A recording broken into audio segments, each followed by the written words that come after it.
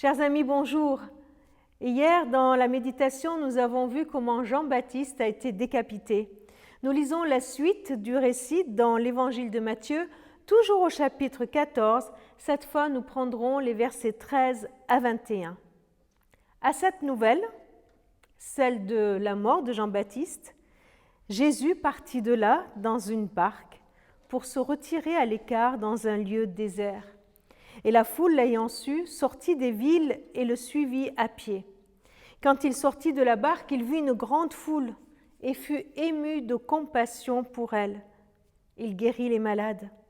Le soir étant venu, les disciples s'approchèrent de lui et crièrent « Ce lieu est désert et l'heure est déjà avancée. Renvoie la foule afin qu'elle aille dans les villages pour s'acheter des vivres. » Jésus leur répondit « Ils n'ont pas besoin de s'en aller. Donnez-leur vous-même à manger. » Mais ils lui dirent « Mais nous n'avons ici que 5 pains et 2 poissons. » Et il dit « Apportez-les-moi. » Il fit asseoir la foule sur l'herbe, prit les 5 pains et les 2 poissons, et levant les yeux vers le ciel, il rendit grâce. Puis il rompit les pains, les donna aux disciples, qui les distribuèrent à la foule. Tous mangèrent et furent rassasiés, et l'on emporta 12 paniers de morceaux qui restaient. Ceux qui avaient mangé étaient environ 5000 hommes, sans les enfants ni les femmes. Ce texte me touche pour différentes raisons. D'abord, cela me touche de voir que Jésus avait besoin de s'isoler, de prendre du recul, parce qu'il venait d'apprendre une mauvaise nouvelle. Il venait d'apprendre que Jean-Baptiste était mort et il avait besoin de se retirer, d'aller à l'écart pour se reposer, d'aller à l'écart comme pour accuser le coup. Vous voyez, il voulait se retirer. Ayant appris la nouvelle, il a décidé de se retirer dans un lieu désert. Connaissant le lien qu'il y avait entre Marie, la mère de Jésus, et Élisabeth, la mère de Jean-Baptiste, on peut imaginer aussi le lien qu'il pouvait y avoir entre Jésus et Jean-Baptiste. Certainement qu'étant enfants, ils se connaissaient et peut-être qu'ils ont même grandi ensemble. Et là, Jésus a mal, il a de la peine.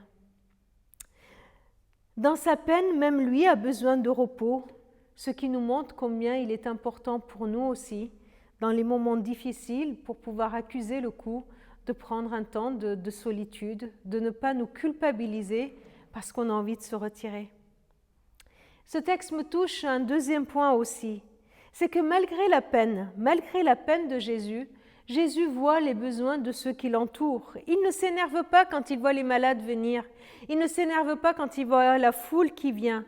Sa peine ne le rend pas insensible, indifférent. Et encore un avertissement pour nous, ne nous enfermons pas dans notre peine, mais levons les yeux, osons lever les yeux pour voir le besoin de ceux qui nous entourent. Et croyons, recevons la parole de Jésus qui nous dit, devant le besoin immense de la foule, donnez-leur vous-même à manger. Donne ce que tu as.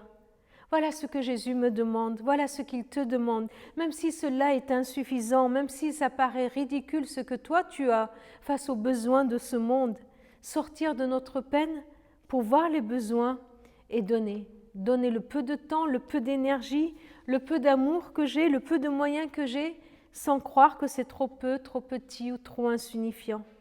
Accepter de donner dans la foi que Jésus est capable de multiplier mon don, de faire en sorte que cela suffise, que cela nourrisse ceux qui m'entourent.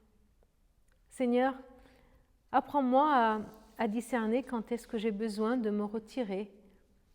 Apprends-moi, Seigneur, à ne pas laisser la souffrance, toute souffrance, m'enfermer, m'isoler complètement, me couper du monde. Donne-moi, Seigneur, un cœur assez large pour voir ce qui m'entoure et la foi de donner ce que j'ai.